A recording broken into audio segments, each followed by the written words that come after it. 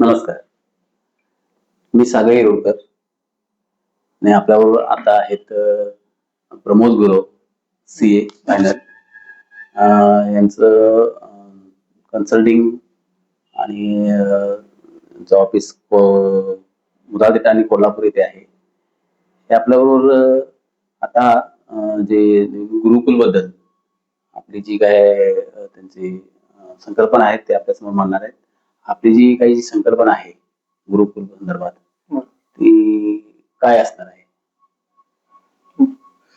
तर आपल्याला सर्वांना माहितीच आहे की भारत हा देश पहिला सोनेरी चिडिया होता आपण असं ऐकून आहे. आणि त्याचा मुख्य ढाचा जो होता तो गुरुकुल परंपरा होता आणि विश्वगुरु भारत होता. भारतातच ज्ञान पूर्ण उदयाला आलेलं आहे सगळ्या, आणि हे आपल्याला माहिती आहे, बऱ्याच लोकांना ते माहिती आहे. आणि त्यानंतर काही आक्रमण भारतावर झाली आणि मग त्याच्यामधलं सर्वात वाईट गोष्ट इंग्रजांनी त्यांचा एक सर्वे सर्वा जो होता की भारत सिस्टम मध्ये भारतीय सिस्टम जर आपल्याला पूर्ण बरबाद करायची झाली तर काय करता येईल, तर त्यानं गुरुकुलम ही सिस्टम बरबाद करून गेला.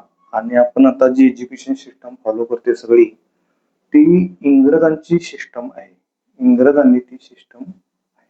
आता ह्या सिस्टम मध्ये काय झालेलं आहे की शिक्षण तरी आपण म्हणतो सगळं चांगलंच आहे.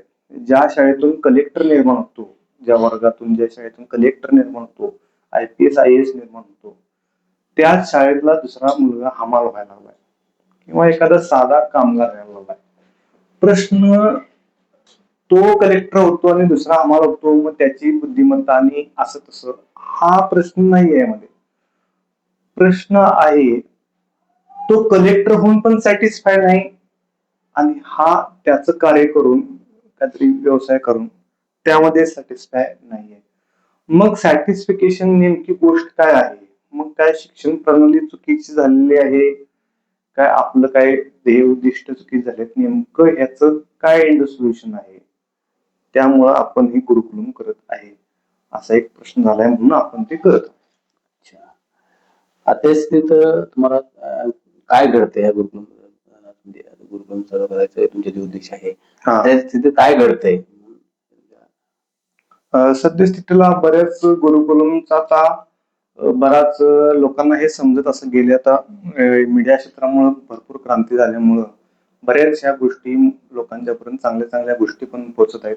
जितकं वाईट आहे तितकं चांगल्या पण गोष्टी ह्यामध्ये लोकांना पोहोचत आहेत. हे समजत आहे लोकांना नेमकं काय घडतंय, कसं घडतंय.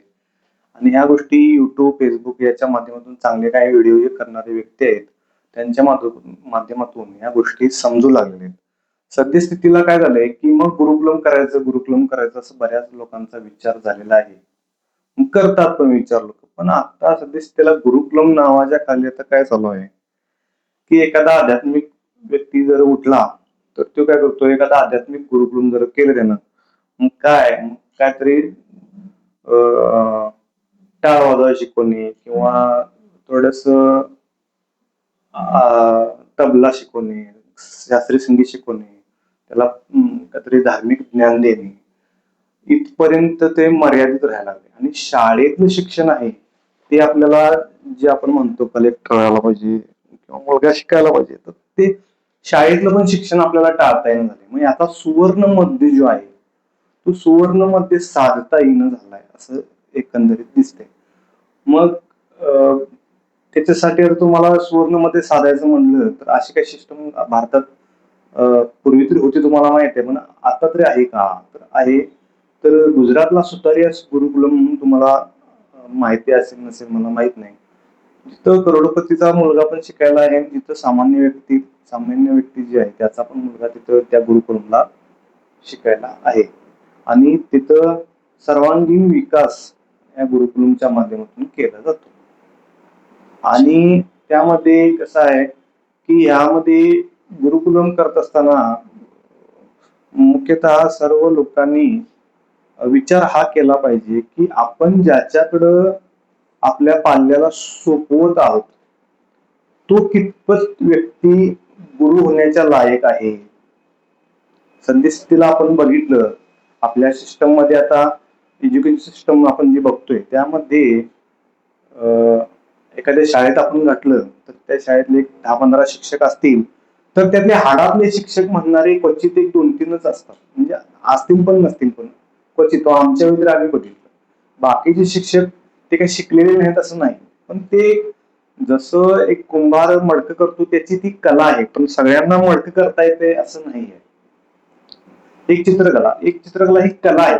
तसं आपल्याला मिळालेलं ज्ञान, उच्च लेवलचं ज्ञान, हे मुलग्याला शिकवताना कशा पद्धतीने शिकवायला पाहिजे ही एक कला आहे. आणि ही कला काहीच व्यक्तींना आत्मसात असते, ती सर्वच व्यक्तींना आत्मसात असेल असं नाही. आणि मग कुठेतरी डिग्र्या घेऊन मग मग तुम्हाला माहितीच आहे की काहीतरी शिक्षक व्हायचं असलं तर 20-30 लाख रुपये तुम्ही द्यायचे आणि ते शिक्षक व्हायचं. मग डिग्र्या घेऊन असलं पैसे दिलेलं शिक्षक ते कितपत तुम्हाला शिकवणार आहे? मग पुस्तकी ज्ञानापर्यंत तुम्ही मर्यादित राहणार. प्रॅक्टिकलचं जे प्रश्न आहेत तुम्हाला समजणारच नाहीत. मग काय करायचं? म्हणून आपल्याला ही सिस्टम मोडून काढण्यासाठी हा संकल्प आपला आहे. त्यामध्ये आपले उद्दिष्ट काय आहे? उद्दिष्ट आहे की आपण प्राथमिकता आता शाळा तरी सोडून पूर्ण वेळ गुरुकुलमला या असं म्हणणं जरा चुकीचं दिसते. अशी स्टेज येईल ज्यावेळी की ज्यावेळी ते पाल्य असेल किंवा त्याच्या आई वडिलांनी समजेल की तुम्ही म्हणताय त्यात आम्हाला समजलंय आणि पूर्ण वेळ शाळा करण्यापेक्षा ते आपण गुरुकुलम मध्येच पूर्ण वेळ ठेवलं तर मुलं जास्त शिकतात, एफिशियन्सी जास्त आहे यात आम्हाला समजलंय. आणि मग वर्षभराचा अभ्यास काही परीक्षा आहेत, समजा एखादी सीएची एंट्रान्स परीक्षा आहे तर इकडं 11वी 12वी आणि बीकॉम या 3-4 वर्षात जो मुलगा अभ्यास करतो तो सीएच्या एंट्रान्स परीक्षेला जर बसला एखादा मुलगा, चाणक्य मुलगा, तर साधारणपणे 6 महिन्यातच त्याला तो सिलेबस कव्हर केला जातो. म्हणजे 4 वर्षाचा सिलेबस तुम्हाला 6 महिन्यात कव्हर होतो. मग तिकडे बीकॉम करणारी मुलं काय शिकतायत? कॉलेजला जाऊन शाळेत जाऊन नेमकं काय शिकतायत? मग शिक्षण प्रणाली जे आता अस्तित्वात आहे त्यामध्ये काही प्रॉब्लेम आहेत का, काय त्रुटी आहेत का, याच्याविषयी आपल्याला सखोल त्यामध्ये काहीतरी कार्य करावं लागेल आणि त्याच्याशी आपल्याला एकरूप व्हावं लागेल. यामध्ये ध्येयोद्दिष्टामध्ये आता सद्यस्थितीला तरी जसं मी बोललो त्यामध्ये पूर्ण वेळ गुरुकुलम करायचा आपला ध्येय उद्दिष्ट नंतर आहे, पण सद्यस्थितीला शाळेला मुलं सोमवार ते शनिवार जातील आणि रविवारी जेवणाचा डबा घेऊन गुरुकुलमला येतील. मग ते आपल्यामध्ये आपल्या गुरुकुलमला स्थान पण आहे, त्यामध्ये आपल्याला मग तिथं विविध लेक्चर अरेंज करता येईल. आपल्यातले एक्सपर्ट लोक असतील तर त्यांना घेऊन आपण लेक्चर अरेंज करायचे. त्यातले आपल्या ट्रस्टी पण असतील त्यातलं आपण कार्य सोपवून संगीत शिकवायला एखाद्याला आयुर्वेदिक शिकवायला, एकाला योगा शिकवायला, एकाला आध्यात्मिक गाथा किंवा ज्ञानेश्वरीचं ज्ञान आहे तर त्याला ते शिकवायला, अशा विविध गोष्टी. आता व्यापारशास्त्र, नीतीशास्त्र तर आणि सीए फील्ड मध्ये असल्यामुळे नेमकं ते अकाउंटन्सी काय आहे, व्यापारशास्त्र काय चालते, इकॉनॉमिक्स म्हणजे कसा अभ्यास केला जातो, ह्या बेसिक गोष्टी आम्हाला शिकवायच्या आहेत मुलांना. आणि पूर्ण सर्वांगीण विकास आता हे रविवारचं येऊन ते हे शिकतील आणि इतर वेळेला ते शाळा मुलं शिकतीलच. मग रविवारचा जो विषय आहे तो हा करतील. मग यामध्ये आपल्याला पुढे जाऊन आपल्याला वाटलं की बाबा ज्या सुट्ट्या जास्त काळ पडतात म्हणजे गणपती म्हणा किंवा दिवाळी म्हणा, तर या दिवसात आता पूर्वी काळ असा जो असायचा की ते मामाचं गाव असं होतं, की पूर्वी म्हणण्यापेक्षा आमच्या वेळेला पण असायचं की आम्ही सुट्टीच्या काळात मामाच्या गावाला, आत्तीच्या गावाला जाऊन तिथलं वातावरण हे सगळं याचा अभ्यास करत होतो. पण आताच ते हरवत चाललंय आणि मग याला दुजोरा म्हणून आपल्याला काय करावं लागेल, त्या मुलांनाच प्रॅक्टिकल ज्ञान देण्यासाठी मार्केटमध्ये कधीतरी घेऊन जाणं, हे मार्केट कसं चालते, काय चालते, व्यापार शास्त्र, हे प्रॅक्टिकल विथ थेअरी हे असं आपल्याला करावं लागेल. आणि हे याच्याशिवाय आपल्याला गत्यंतर नाही आणि हेच आपलं ध्येय उद्दिष्ट असेल हे मी सांगू इच्छितो. आपल्या या गुरुकुलबद्दल आपण लोकांना काय संदेश देऊ इच्छिता?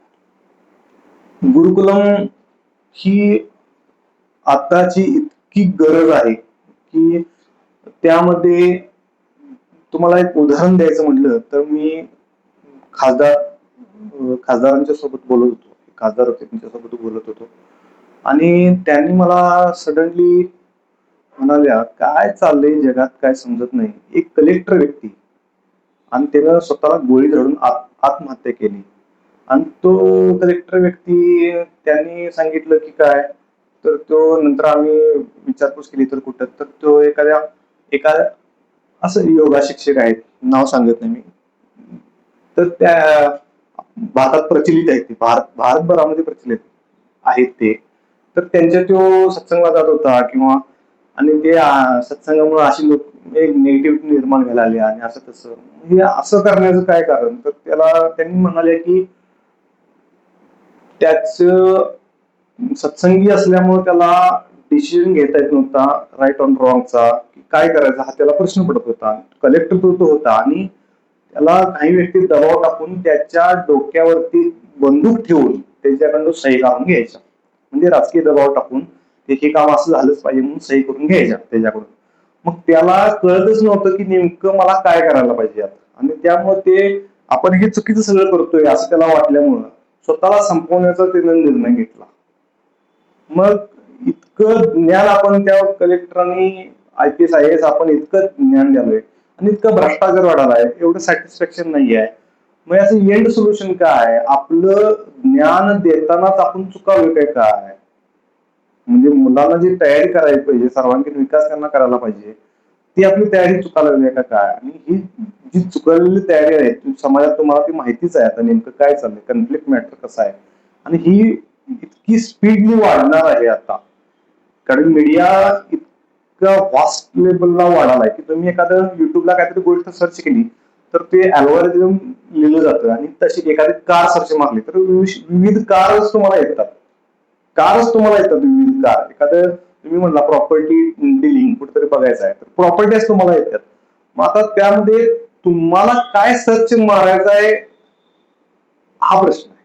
मग ज्यांचं ध्येय क्लिअर आहे, ज्यांना हे कळालेलं आहे आपण जीवनात कसं जगायचं, जे विवेकी आहेत, योग्य आयोग्य करतात, ते काहीतरी त्याचा वापर चांगल्या रीतीने करून घेतील. पण सामान्यतः मुलांच्या हातात जर हे अशी गोष्ट युट्यूब सारखी पडली तर त्यांना ते ब्लँक आहेत मुलं, त्यांना त्यात काय माहितच नाही की आपल्याला काय काय चांगलं आहे आणि काय वाईट आहे हे त्यांना काय माहितीच नाहीये. त्यामुळे ते काय गोड लागेल तसं फळं आपण खाई सुटणार, त्यातली चांगली फळं कुठली आणि वाईट फळं कुठली माहित नाही. तसा एक मीडियाचा हा प्रकार आहे. त्याच्यामुळं आपल्याला ते क्लिअर करण्यासाठी ग्राउंड लेवलला उतरावं लागेल. आता ज्यांचं वय ओझरचं जास्त झालेलं आहे त्यांना त्यामध्ये ह्या बेसिकचं चिंतन करू शकत नाही, तर मुलांना आमच्याकडे सोपवणे आणि काबिलियत आमची बघून एवढ्या लेवलला आम्ही आहे किंवा काय, आता डॉक्टर आमचे MD डॉक्टर आहेत, एका आयुर्वेदात तज्ञ आपल्याकडे आहेत, रामदेवकडे शिकलेले, अशी बरीच लोक आपल्याकडे आहेत. तर यांच्याकडे सोपवून मुलांना लहानपणापासून आकार देत राहणे, हे तुम्ही हे करायचं आहे तुम्हाला की फक्त शाळा शिकून मग काय जास्त फीज घेऊन 4-5 लाख रुपये भरून वर्षाला तुम्हाला पूर्ण एखाद्या शाळेचं मार्केटिंग केलं जातं आणि मग तिथं तुम्हाला ते बाकीच्या गोष्टी आता मला काय बोलायचं नाही, तुम्हाला सध्यास्थिती तुम्हाला सगळी माहितीच आहे. अच्छा, आपण जे गुरुकुलम बद्दल काही उद्देश ठेवला आहात समाजासमोर ते चांगले आहेत. एकंदरीत आपल्या या गुरुकुलमच्या ह्याच्यातून लक्षात येतं शिक्षणाबरोबरच आताच्या आधुनिक शिक्षणाबरोबरच आपली भारतीय संस्कृती देखील टिकवली पाहिजे, हे यातून आपल्या उद्देशातून समजतं, लक्षात येतं. आणि ती आता फार गरजेची आहे हे लोकांनाही कळालेलं आहे. शिक्षणाबरोबर शिक्षणाचा उपयोग कसा करायचा हेही शिकणं महत्वाचं आहे. फक्त शिक्षण घेऊन उपयोग नाही, तर शिक्षणाचा उपयोग कुणावर आणि कशा पद्धतीने केला पाहिजे हे देखील, आणि सत्य असत्य त्या काही गोष्टी आहेत. बरोबर. योग, ध्यान असो किंवा आपली जी संस्कृतीतली बरेच अध्ययन आहेत, तबलावादन असू दे, भजन कीर्तन असू दे, हे याची आता अत्यंत गरज आहे. लोकांचे कसे आता शिक्षण किंवा राजकीय जे काही लोक आहेत किंवा जे काही ऑदर आहेत, आता मुलांच्या हल्ली लोकांची कशी डोकी भडकवण्याची कामं चालू आहेत, हे कसे शांत राहतील बरोबर. ह्याचं आता आवश्यकता आहे. यासाठी जी आपण गुरुकुलची जी योजना आखली आहात ही समाजासाठी फार चांगली आहे. आणि आपण इथं आलात, आपण जे गुरुकुल संकल्प मांडले आपलं धन्यवाद. नमस्कार.